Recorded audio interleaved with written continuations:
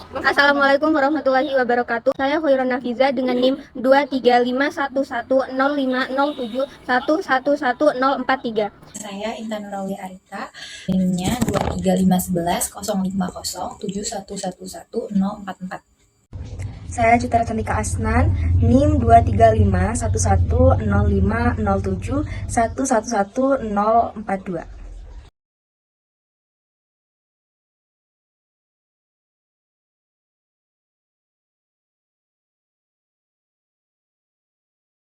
Di sini saya akan menjelaskan pengertian pendidikan. Yang pertama, pendidikan sebagai proses transformasi budaya diartikan sebagai kegiatan pewarisan budaya dari satu generasi ke generasi yang lain. Yang kedua, pendidikan sebagai proses pembentukan pribadi diartikan sebagai suatu kegiatan yang sistematis dan sistemik terarah kepada terbentuknya kepribadian peserta didik. Yang ketiga, pendidikan sebagai proses penyiapan warga negara diartikan sebagai suatu kegiatan yang terencana untuk membekali peserta didik agar menjadi warga negara yang baik. Yang terakhir, pendidikan sebagai penyiapan tenaga kerja diartikan sebagai kegiatan membimbing peserta didik sehingga memiliki bekal dasar untuk bekerja. Batasan tentang pendidikan yang dibuat oleh para ahli beraneka ragam dan kandungannya berbeda yang satu dari yang lain. Perbedaan tersebut mungkin karena orientasinya, konsep dasar yang digunakan, aspek yang menjadi tekanan, atau karena falsafah yang melandasinya. GBHN memberikan batasan tentang pendidikan nasional sebagai berikut. Pendidikan nasional yang berakar pada kebudayaan bangsa Indonesia dan berdasarkan Pancasila serta Undang-Undang Dasar 1945 diarahkan untuk meningkatkan kecerdasan serta dapat memenuhi kebutuhan pembangunan nasional dan bertanggung jawab atas pembangunan bangsa. Proses pendidikan merupakan kegiatan mobilitas segenap komponen pendidikan oleh pendidik terarah kepada pencapaian tujuan pendidikan. Kualitas proses pendidikan mengejala pada dua segi, yaitu kualitas komponen dan kualitas pengelolaannya. Pengelolaan proses pendidikan meliputi ruang lingkup makro, mikro, meso. Adapun tujuan utama pengelolaan proses pendidikan yaitu terjadinya proses belajar dan pengalaman belajar yang optimal. Konsep pendidikan sepanjang hayat atau PSH. PSH ini bertumpu pada keyakinan bahwa pendidikan itu tidak identik dengan persekolahan.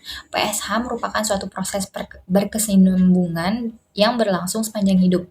Ide tentang PSH yang hampir tenggelam yang dicetuskan 14 abad yang lalu kemudian dibangkitkan kembali oleh Comenius pada 3 abad yang lalu.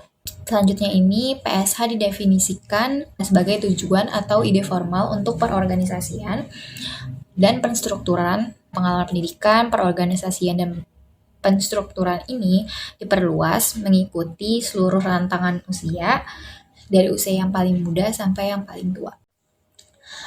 Berikut ini adalah alasan-alasan mengapa PSH itu diperlukan. Karena satu, rasional. Kedua, alasan keadilan, alasan ekonomi, lalu faktor sosial yang berhubungan dengan perubahan peranan keluarga, remaja, dan emansipasi wanita dalam kaitannya dengan perkembangan iptek.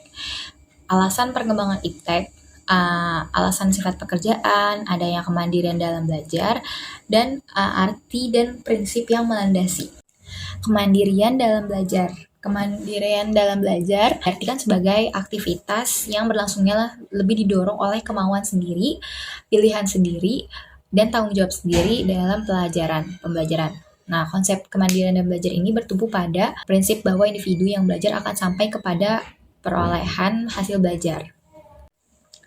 Alasan yang menopang Connie Semiawan dan kawan-kawan ini mengemukakan alasan sebagai berikut, yaitu adalah perkembangan iptek berlangsung semakin pesat sehingga tidak mungkin lagi para pendidik, khususnya guru, untuk mengajarkan semua konsep dan fakta kepada peserta didik. Lalu penemuan iptek tidak mutlak benar 100% dan sifatnya relatif. Lalu para ahli psikologi umumnya sependapat bahwa peserta didik mudah memahami konsep-konsep yang rumit dan abstrak jika disertai dengan contoh-contoh konkret dan wajar, sesuai dengan situasi dan kondisi yang dihadapi dengan mengalami atau mempraktekkannya sendiri. Lalu yang terakhir itu adalah dalam proses pendidikan dan pembelajaran pengembangan konsep, seyogianya tidak dilepaskan dari pengembangan sikap dan penanaman nilai-nilai ke dalam diri peserta didik.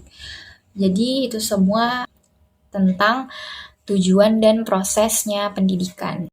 Saya akan menjelaskan terkait unsur-unsur pendidikan. Dalam proses pendidikan melibatkan banyak hal. Yang pertama yaitu peserta didik, yang kedua yaitu pendidik, yang ketiga yaitu interaksi edukatif, yang keempat yaitu tujuan pendidikan, yang kelima materi pendidikan, yang keenam alat dan metode, yang ketujuh lingkungan pendidikan.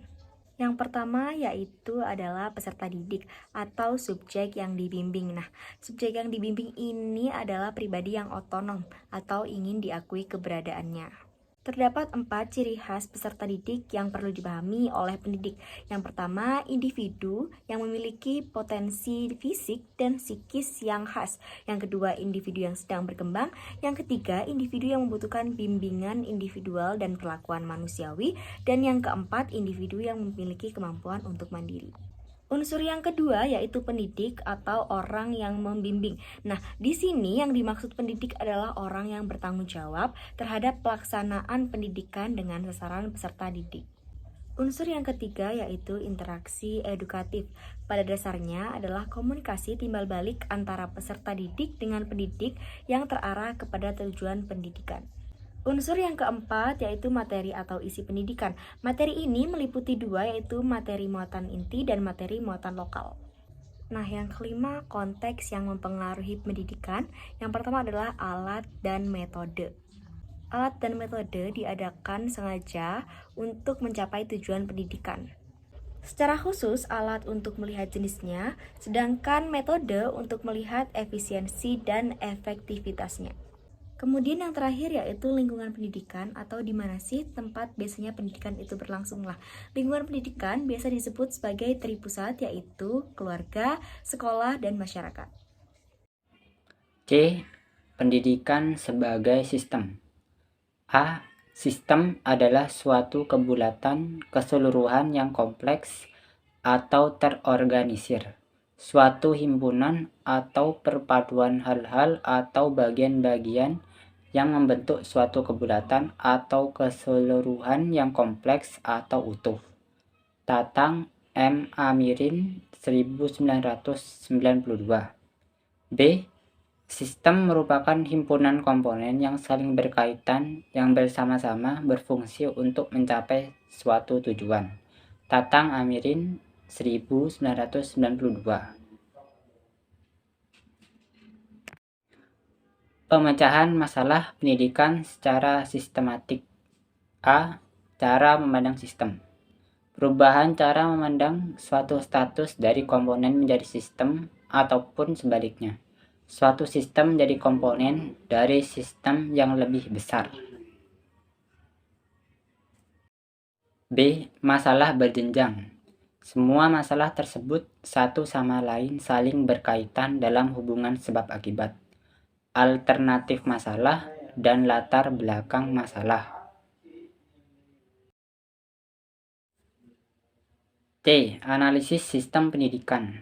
Penggunaan analisis sistem dalam pendidikan dimaksudkan untuk memaksimalkan pencapaian tujuan pendidikan dengan cara yang efisien dan efektif.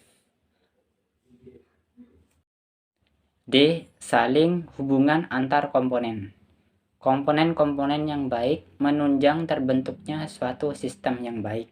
Tetapi komponen yang baik saja belum menjamin tercapainya tujuan sistem secara optimal, manakala komponen tersebut tidak berhubungan secara fungsional dengan komponen lain.